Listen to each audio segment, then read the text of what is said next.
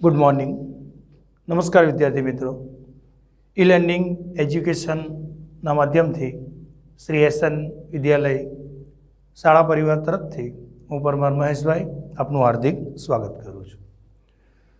मित्रों, हाल आपणे जे पाठ में छीए, जे प्रश्नों आपणे भण्या छीए, चौथो पाठ आपणो बेंकिंग अने नाणाकीय नीति।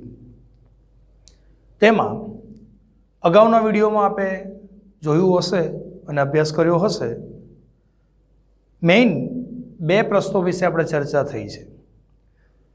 सौ प्रथम पहलो प्रश्न चौथा पाठ में बैंक मध्यस्थ बेंकनो अर्थ आपी तेना कार्यों समजावो। जे आपे नोट कर्यो हशे, अभ्यास कर्यो हशे अने बरोबर एने समज्या हशे।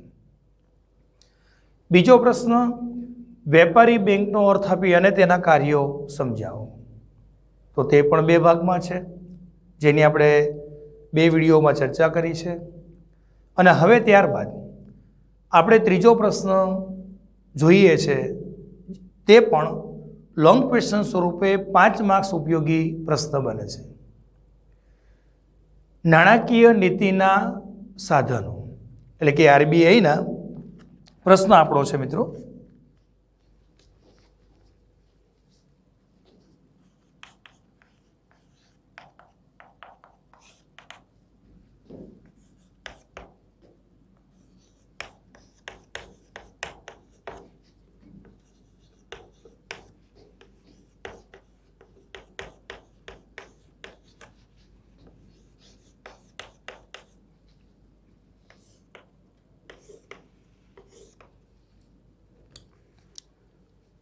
प्रश्न आपणो आवे छे मित्रों त्रीजा क्रमे,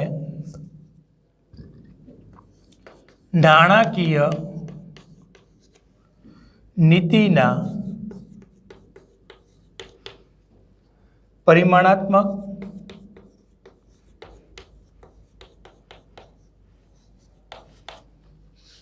साधनों सविस्तार समझावो।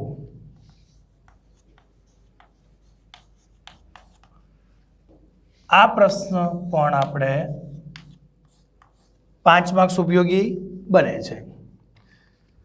नाणाकीय नीतिना परिमाणात्मक साधनों सविस्तार समझावो। अने आना संदर्भनो बीजो एक प्रश्न नाणाकीय नीतिना गुणात्मक साधनों सविस्तार समझावो, जे तमने 3 मार्क्स उपयोगी आपी शके। अने परिमाणात्मक साधनों लॉन्ग क्वेश्चन स्वरूपे अथवा बंने पण साथे पूछता लॉन्ग क्वेश्चन पण आपने पूछी शके। तो आपणे सौ प्रथम पहली बात करवानी छे परिमाणात्मक साधनों। नाणाकीय नीतिना परिमाणात्मक साधनों अथवा आरबीआई ना नाणाकीय नीतिना परिमाणात्मक साधनों विषे सविस्तार समझावो। आरबीआई शब्द प्रयोजन आगळ होय के न होय अथवा तो सीधो प्रश्न आपेलो होय, नाणाकीय नीतिना परिमाणात्मक साधनों। तो आज समझीए छे आरबीआई ना नाणाकीय नीतिना परिमाणात्मक साधनों कहे तो पण आज समझीए छे। बंने प्रश्न एक ज थशे, तो आपे बरोबर तेने समझवानुं छे। सौप्रथम नाणाकीय नीति शुं छे तेनी आपने खबर होवी जोईए। तो आपणे सौप्रथम जोईए छे नाणाकीय नीतिनो अर्थ।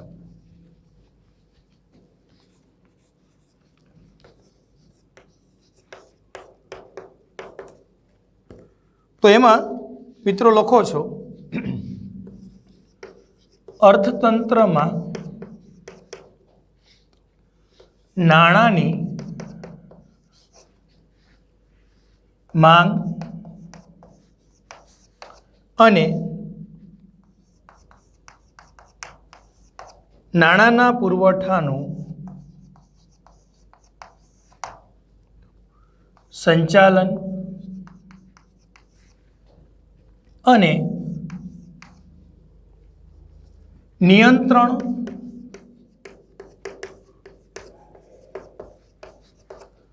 કરવા અંગેની નીતિને નાણાકીય નીતિ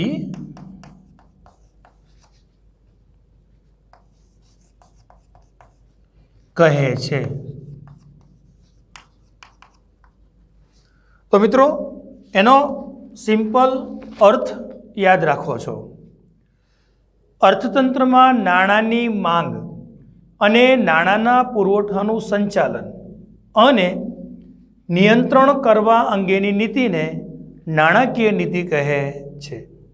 અર્થતંત્રમાં નાણાંની કેટલી માંગ છે, નાણાંનો કેટલો પુરવઠો છે, નાણાં સંદર્ભની દેશમાં સમગ્ર અર્થ જગતમાં શું વ્યવસ્થા છે, તેની માંગ ને તેનો પુરવઠો કેટલો છે, બજારમાં કેટલું નાણું વહેતું છે, સમગ્ર બાબતોનું જે કંટ્રોલિંગ કરે છે તો કોણ કરે છે? તો કે RBI, reserve bank of India, જે આપણી ભારતની મધ્યસ્થ બેંક છે। પાઠની શરૂઆતમાં પહેલા પ્રશ્નમાં જેના વિશે આપણે ચર્ચા થઈ છે કે ભારતની હેડ ઓફ ડિપાર્ટમેન્ટ બેંક સ્વરૂપે જે આરબીઆઈ છે તે આરબીઆઈ આ નાણાકીય નીતિનું સંચાલન કરે છે। તો સૌપ્રથમ આપણે તેનો અર્થ સરસ રીતે સમજવાનો છે। ત્યારબાદ નાણાકીય નીતિના પરિમાણાત્મક સાધનો, જે મિત્રો 8 ભાગમાં છે, ટોટલ 8 છે। તો હવે આપણે જોઈએ છે નાણાકીય નીતિના પરિમાણાત્મક સાધનો।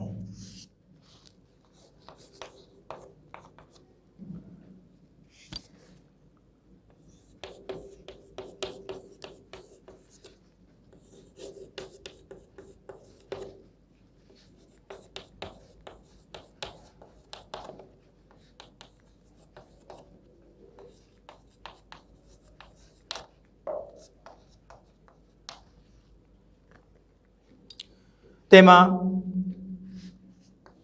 સૌપ્રથમ પહેલું જ આવશે બેંક રેટ, બીજું આવશે રેપો રેટ, ત્રીજું રિવર્સ રેપો રેટ, ચોથું કપરા સમયમાં સ્થિરતા લાવવાની જોગવાઈ,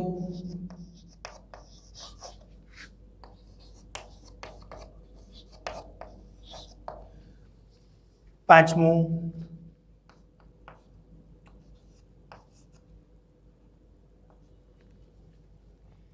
રોકડ અનામતનું પ્રમાણ, છઠ્ઠું કાયદાકીય પ્રવાહિતતાનું પ્રમાણ, સાતમું ખુલ્લા બજારના કાર્યો અને આઠમું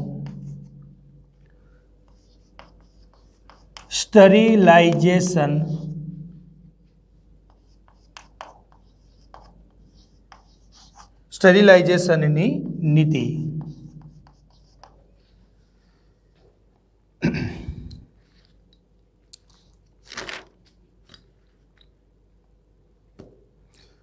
હવે એમાં મિત્રો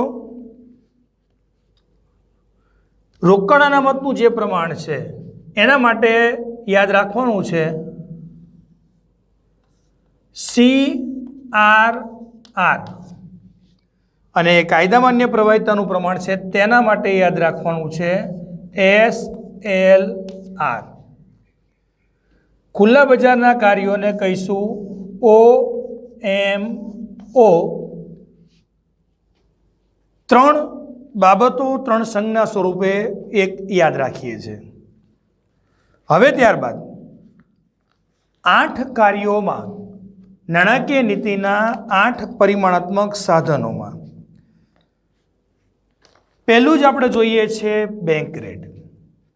સૌપ્રથમ આપણે વાત કરીશું બેંક રેટની.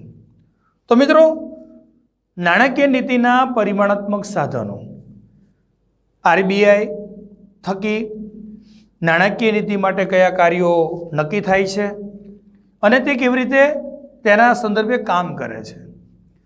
પહેલું જ આપણે વાત કરીએ છીએ બેંક રેટ.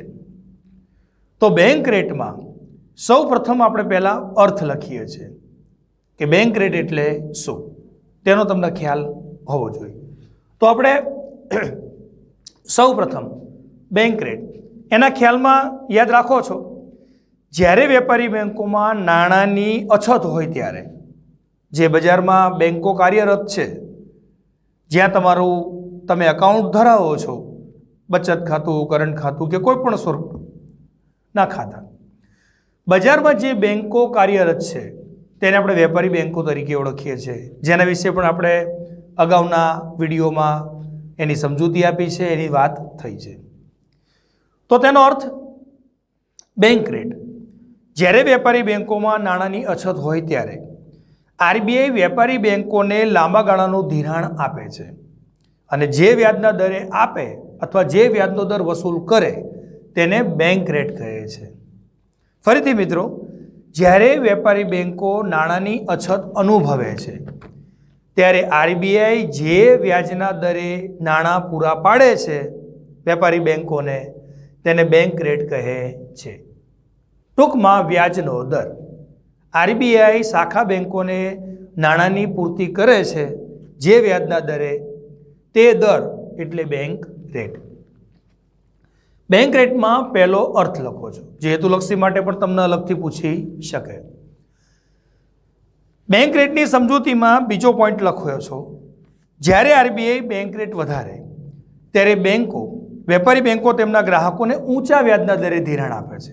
તો સ્વાભાવિક છે કે જ્યારે વેપારી બેંકોએ ઊંચા વ્યાજના દરે આરબીઆઈ પાસેથી નાણાં લેવા પડે છે અથવા આરબીઆઈ તેમને પૂરા પાડે છે, તો તેમને વ્યાજનો દર ઊંચો ચૂકવી અને મોંઘા નાણાં મેળવવા પડે છે.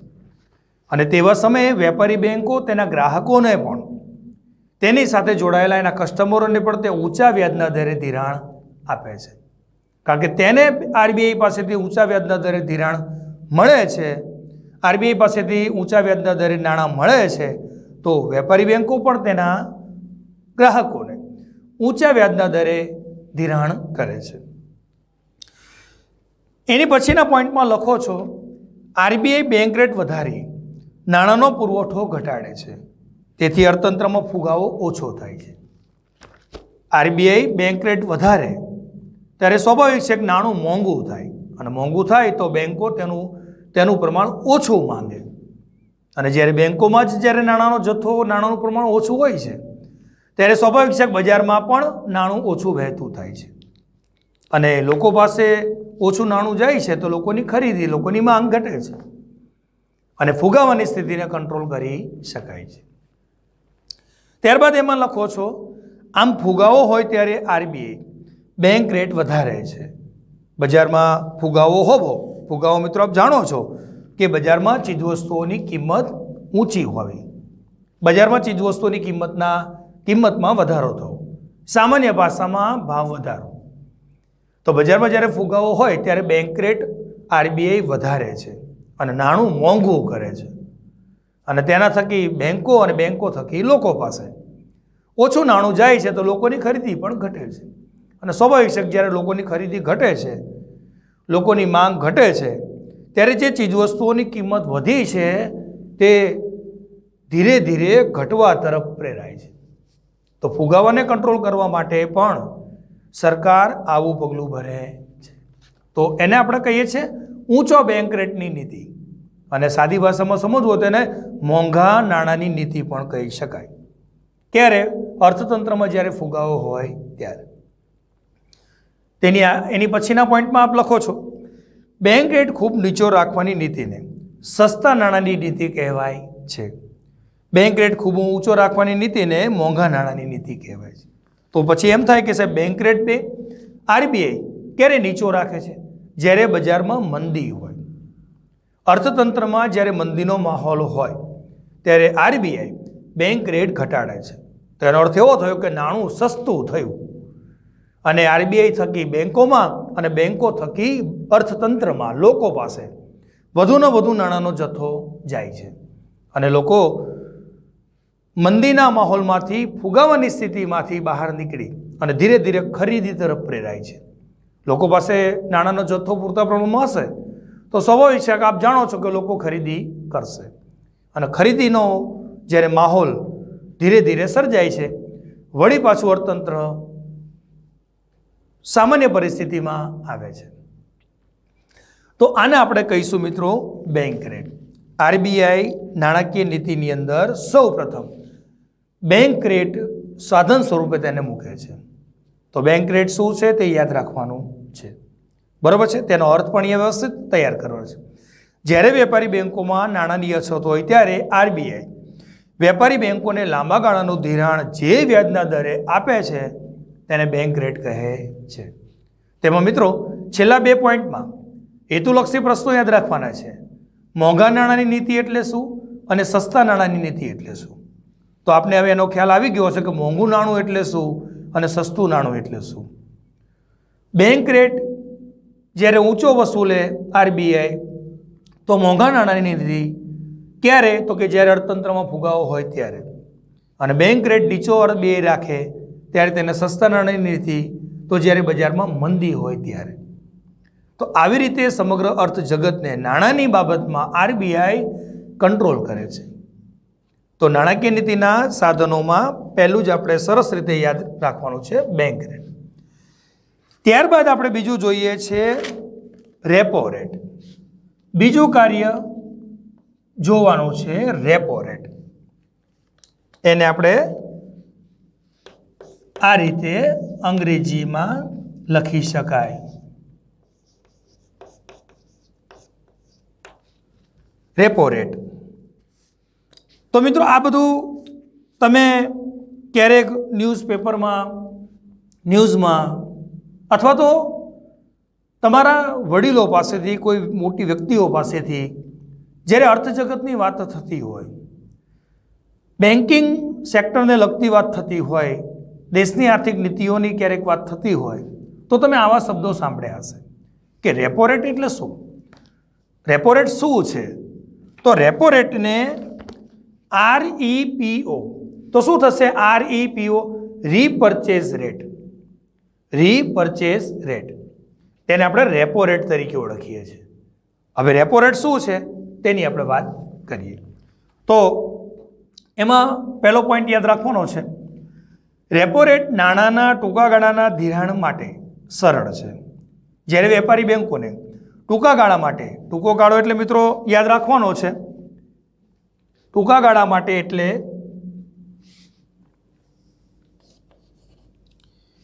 1 દિવસ, 7 દિવસ કે 15 દિવસ.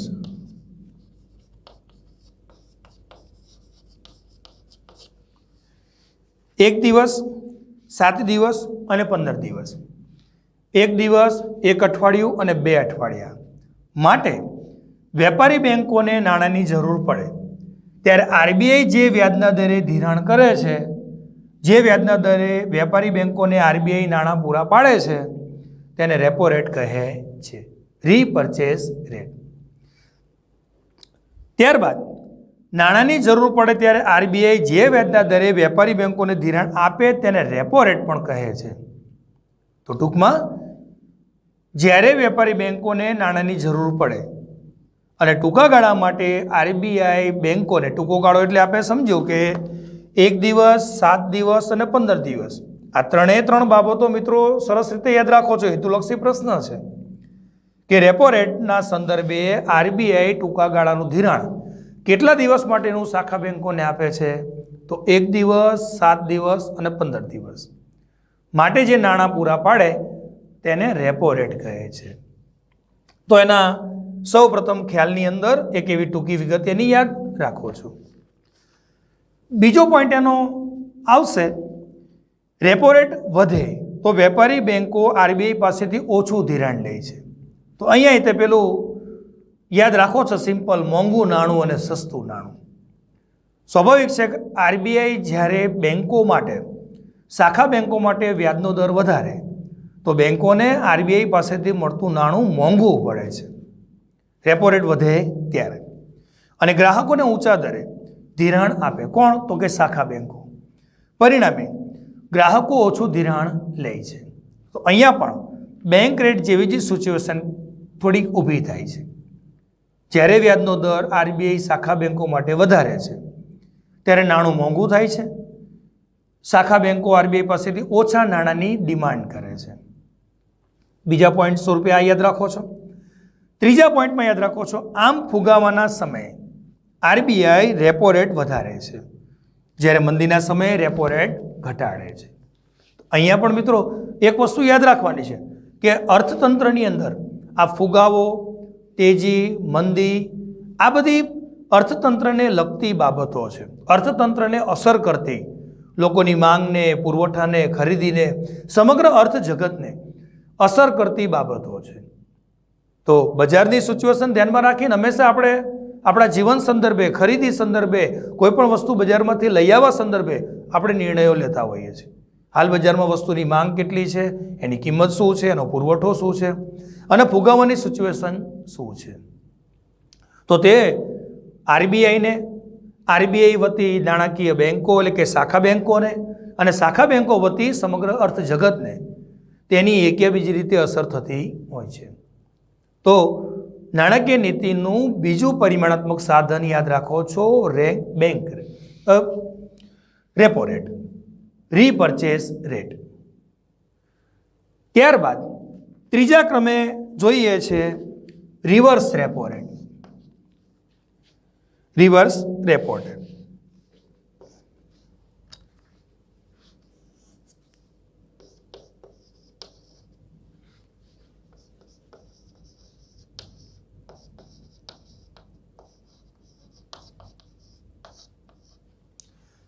રિવર્સ રેપો રેટ તો આપને થોડીક નવાઈ લાગશે કે સાહેબ આ રિવર્સ રેપો રેટ, રિવર્સ એટલે કે પાછું આવવું, પાછું જવું. તો રિવર્સ રેપો રેટ એટલે મિત્રો પહેલાં સિમ્પલ એનો હું તમને ખ્યાલ આપું.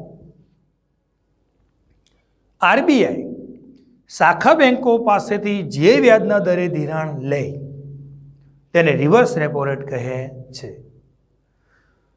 તો એક એવો ખ્યાલ ઊભો થાય કે સાહેબ આરબીઆઈ વેપારી બેંકોને નાણાં પૂરા પાડે છે, પણ વેપારી બેંકો પાસેથી આરબીઆઈ નાણાં થોડા ઉછીના લે, તો એવું પણ બને, એને તો રિવર્સ રેપો રેટ આપણે કહીએ છીએ.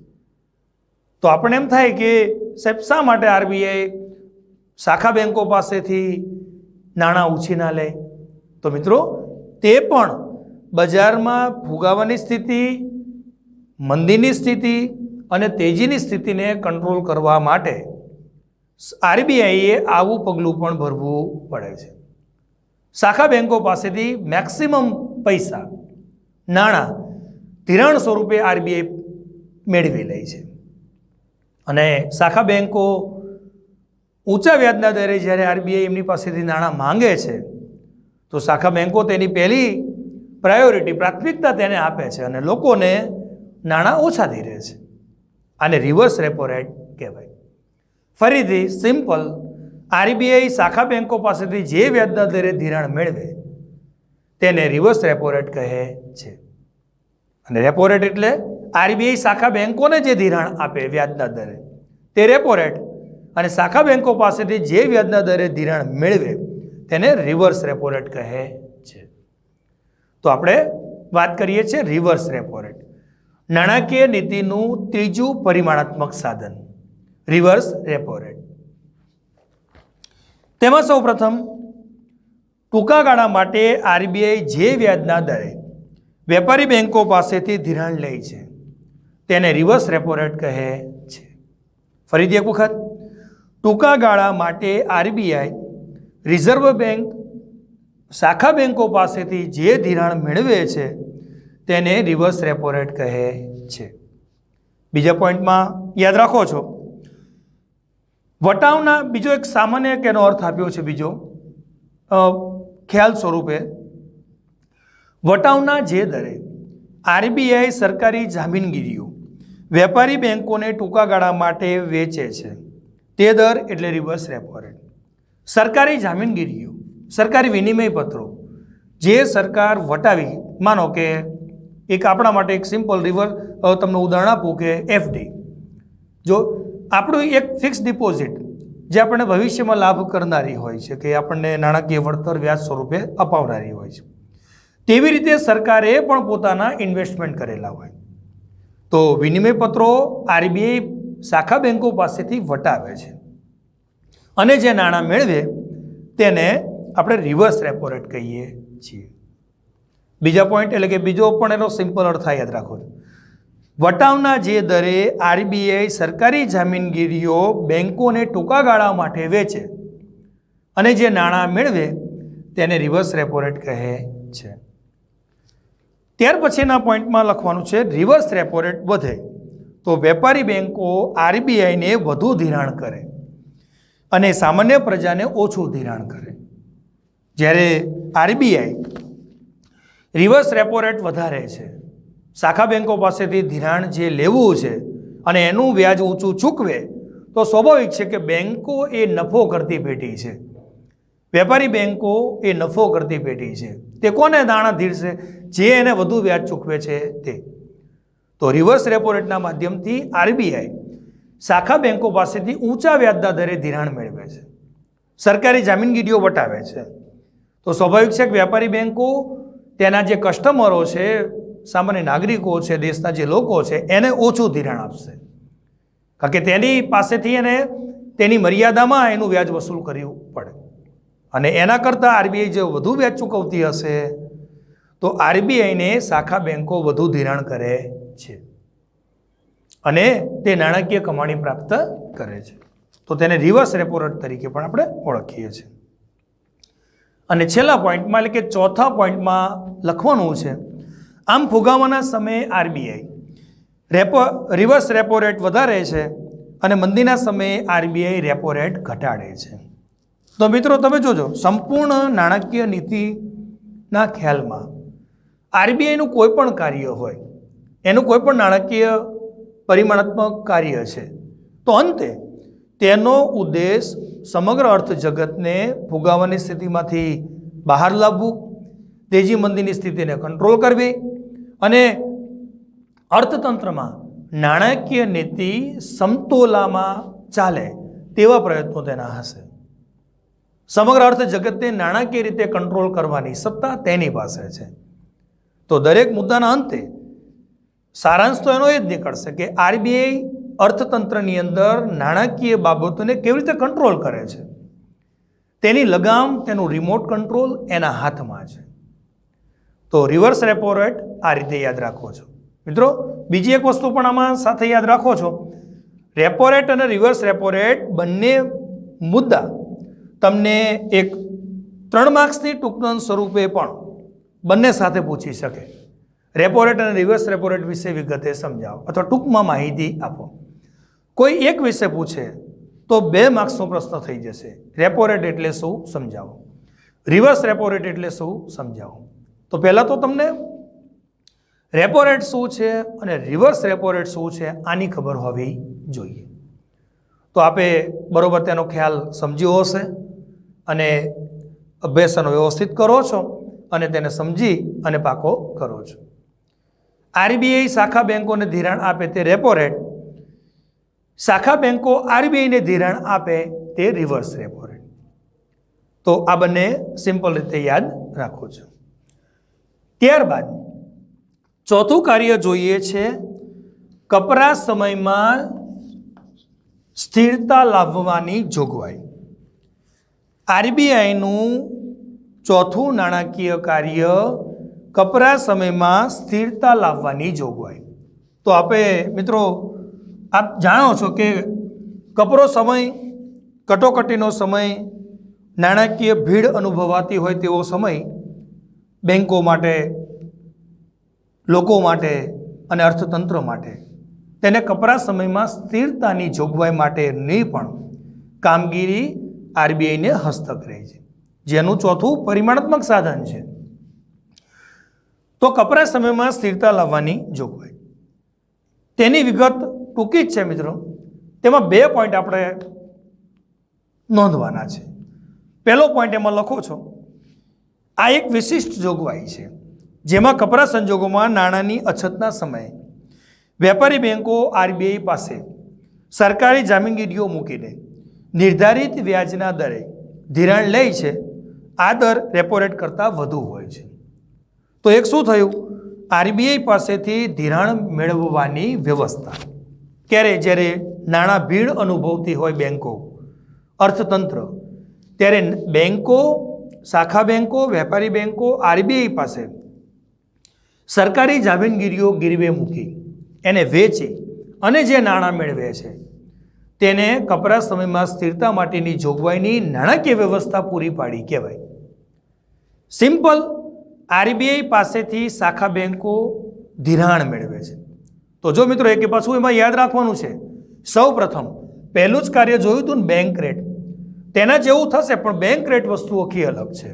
કારણ કે બેંક રેટ ઉપમાં આરબીઆઈ જે વ્યાજનો દર વસૂલ કરે છે તે વસ્તુ અલગ છે, અને કપરા સમયમાં સ્થિરતા લાવવા માટે સરકારી જામીનગીરીઓ આરબીઆઈ ગીરવે લઈ અને જે નાણાં પૂરા પાડે છે તે બંને વચ્ચેનો વ્યાજનો દર અલગ છે. તો અર્થતંત્ર, વેપારી બેંકો જ્યારે નાણાં ભીડ અનુભવતું હોય ત્યારે એની જે પોતાની સરકારી જામીનગીરીઓ છે, વિનિમય પત્રો છે, તે આરબીઆઈ પાસે ગીરવે મૂકી અને જે નાણાં મેળવે તે નાણાંની પૂર્તિ કરે તેના ઉપરનો વસૂલાતો વ્યાજનો દર અલગ હોય છે. તો આને શું કહીશું, કપરા સમયમાં સ્થિરતા લાવવાની જોગવાઈ. અને તેમાં એક મુદ્દો યાદ રાખવો છે, હેતુલક્ષી પ્રશ્ન છે. 2016માં આ રેટ 7% હતો.